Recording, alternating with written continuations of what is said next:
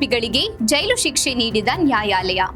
ದೇವಸ್ಥಾನದ ಹುಂಡಿ ಹಾಗೂ ಮನೆಗಳಲ್ಲಿ ಬಾಗಿಲು ಮುರಿದು ಕಳವು ಮಾಡಿದ್ದ ಸಿದ್ದೇಶ್ ಫಕೀರಪ್ಪ ಬಸವನಗೌಡ್ರು ಮತ್ತು ಸಂತೋಷ್ ಫಕೀರಪ್ಪ ಬಸವನಗೌಡ್ರು ಎಂಬ ಆರೋಪಿಗಳಿಗೆ ಪ್ರಧಾನ ಹಿರಿಯ ಸಿವಿಲ್ ಜಡ್ಜ್ ಮತ್ತು ಸಿಜೆಎಂ ನ್ಯಾಯಾಧೀಶರಾದ ಮಮತಾ ಅವರು ಪ್ರತ್ಯೇಕ ಸಾಕ್ಷಿಗಳಿಗೆ ಒಟ್ಟು 3 ವರ್ಷ ಕಾರಾಗೃಹ ಶಿಕ್ಷೆ ಮತ್ತು 1,000 ದಂಡ ವಿಧಿಸಿ ಆದೇಶಿಸಿದ್ದಾರೆ.